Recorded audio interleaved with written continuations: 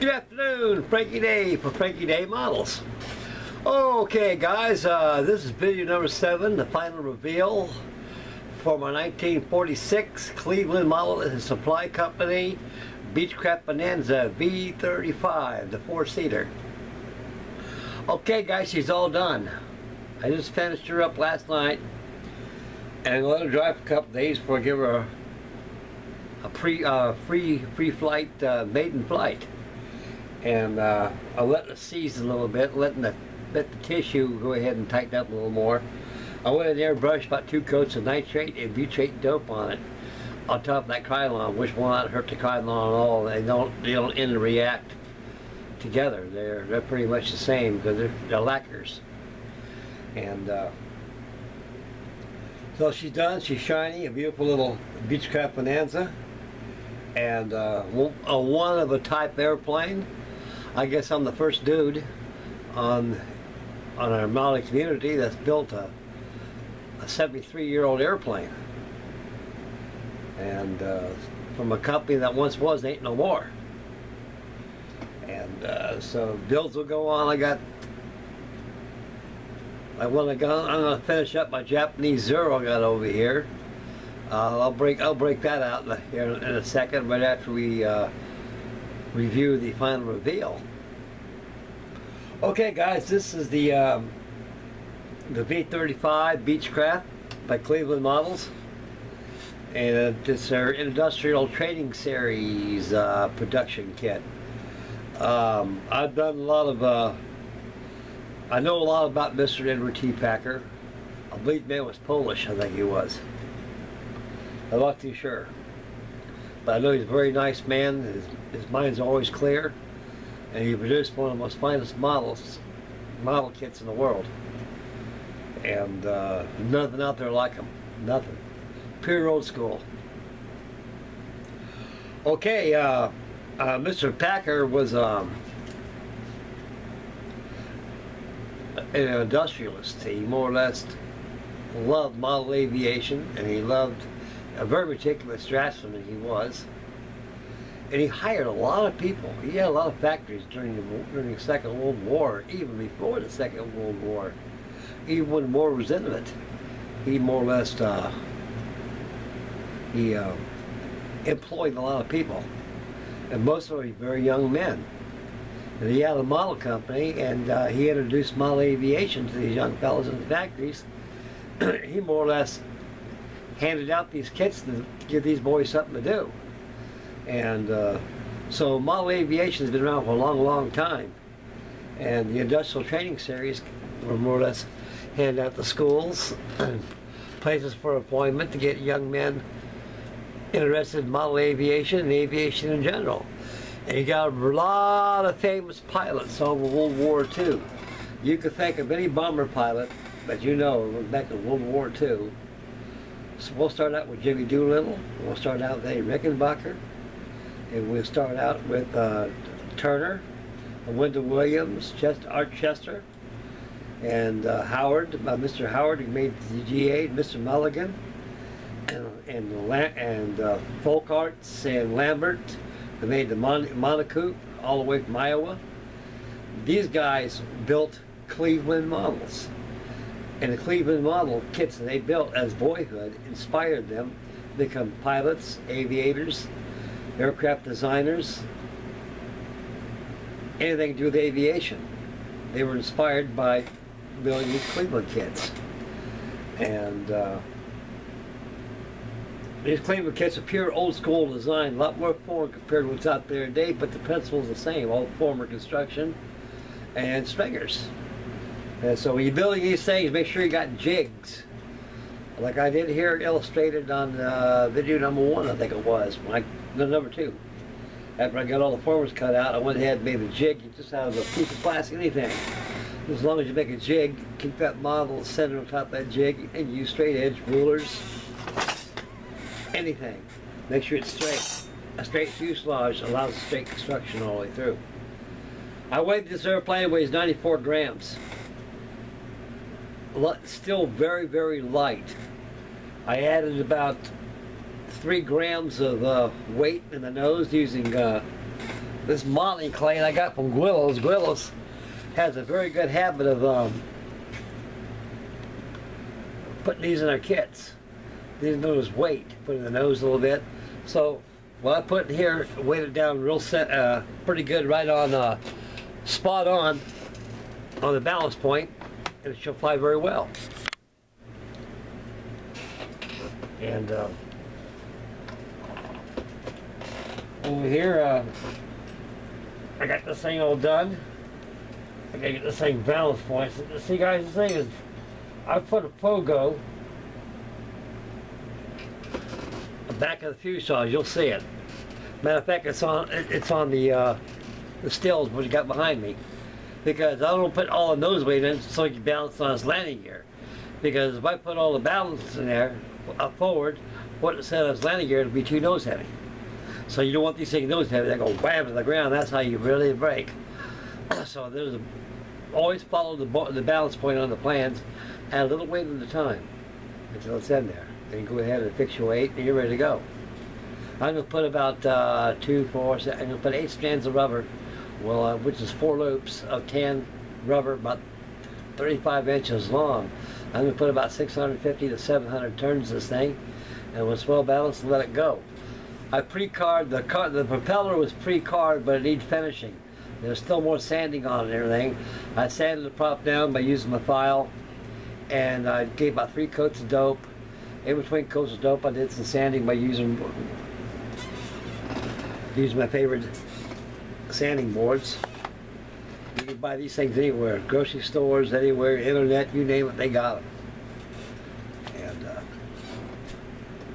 And they work quite well, especially on these, even plastic. Okay.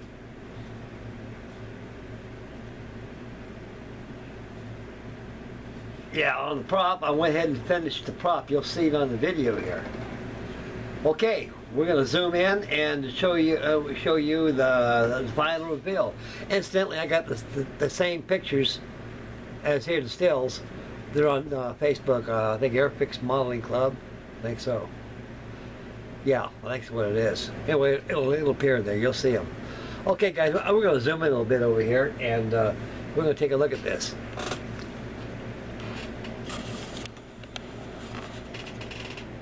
There we go. Alrighty.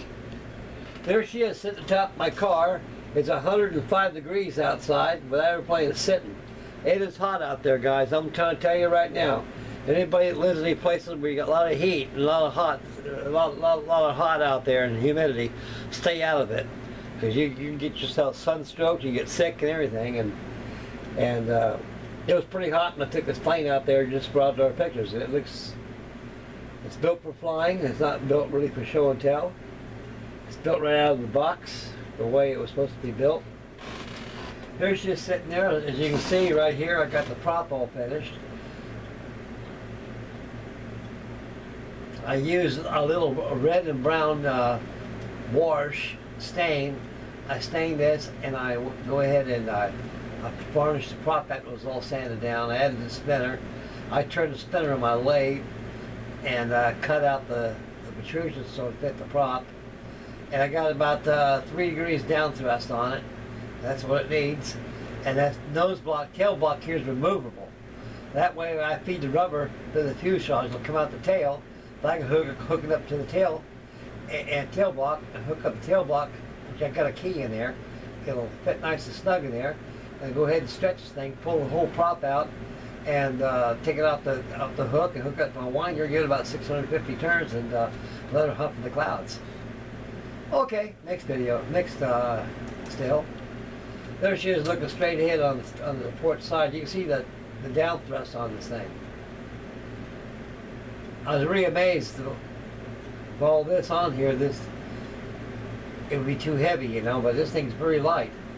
Here's that pogo I made right there, just for this purpose, guys. Like I say, if I put all the weight in here, the plane would not be balanced to fly. It'd be too nose heavy.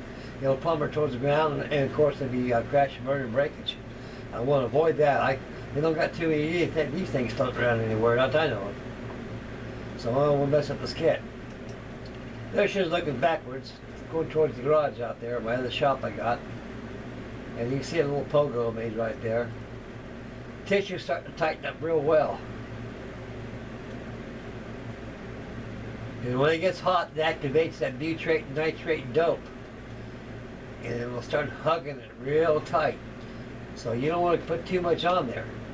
Put too much on there, it'll be so damn tight, it'll pull a warp in your wing. And eventually, as it ages, it'll tear. And you got to finish the whole thing all over again. There she is on the starboard side, as you can see. Very light construction. 73-year-old wood. Unbelievable. The Buddy Holly Special. They flew in the same V35 in like 1959. It was a 4-seater instead of a 6-seater.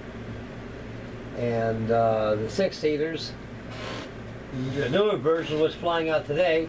They got another 2 more seats back here. This is the first one they did. All the gold there ain't no decal, it's all pinstripe down. Airbrush with gold. The landing gear, the undercarriage, is removable. It plugs in a little wood block inside there, pre-drilled by myself. I pre-drilled those holes. So when the landing and the blocks were glued between the spar and the ribs, giving it strong construction, ain't gonna break nowhere. So when I'm gonna fly it in the grass, I just pull off the undercarriage, put it aside and throw it, and she's ready to hunt for the heavens. If I want to display it like right now, let's put the landing gear back in. Years ago, I used to make these rubber power jobs. These have knockoff wings. I had a little tube, aluminum tubing that went through the fuselage and also through the wing, and had a little hook and rubber band that pulled the wings together. The reason why I like those knockoff wings, in case you rip a hole in the wings, it goes awful hard to repair a wing on an airplane in its entirety. So it's better to use it, but you can repair it by the unit, which makes it easier. Well, that's not practice no more. Okay, next still, there she is looking straight ahead. It's hot out there, guys. You can see the humidity out here. Woo, hot. Wheels turn real well. All wooden wheels that come with the kit.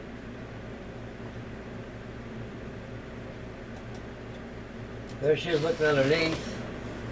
I got the license plates number. And you can see how the tissue is starting to tighten up right now.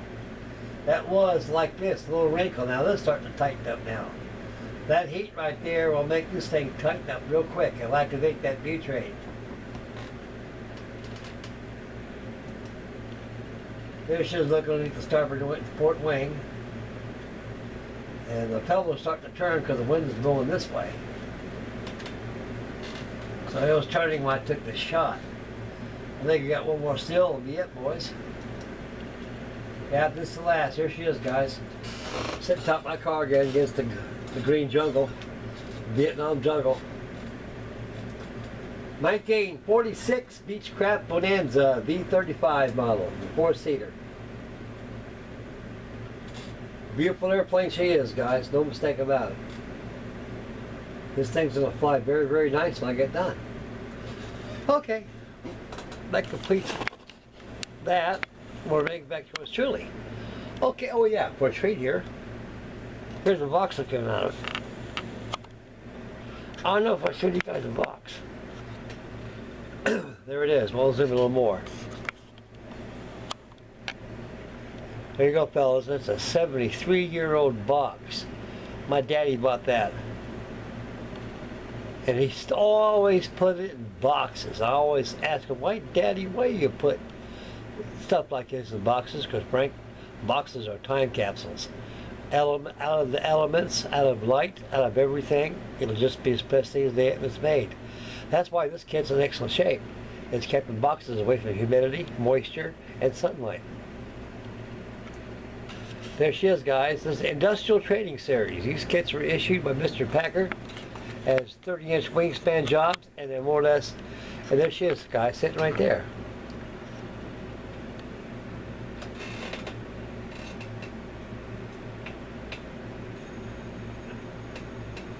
It's It's real nice too. You can see it's starting to tighten up right now. The tissue is starting.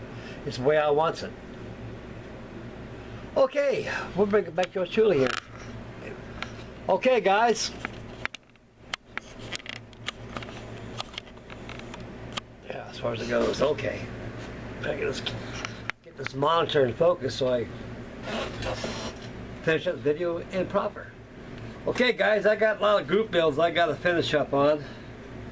I've been farting around these wood ones for a while, but it's the season for it. When summertime comes, I want to fly my airplanes, and I like to build balsa wood, so it's kind of seasonal with me in a lot of ways. But I'll tire a balsa wood, and I'll be right back on wood. I'll be back on plastic, which will be very, very shortly. You never know. I got to finish up that demon right there. All it needs is gold gray and a set of wash decals, and she's done. And I brought out about 1, 2, 3, 4, 5, 6, 7, 8 balsa wood jobs I got to finish up on. And I'm finishing up my Jet Zero right now. This is a Willows kit. Very light, this thing. It's very light construction.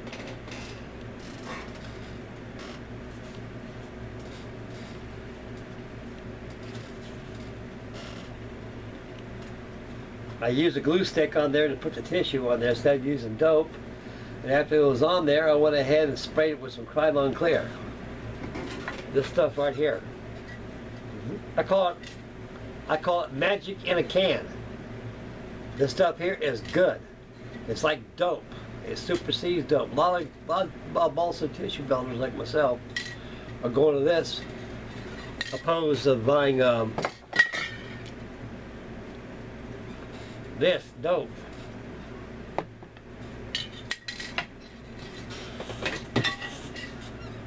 And that's there. So I'll be finishing this up. All I gotta do is sand down the wing and cover it. And she's almost done. And put the decals on it and do a little painting. I'm gonna paint the cowl black, and also the top of the anti-glare black too. This Zero came up the Imperial Japanese Carrier Kaki.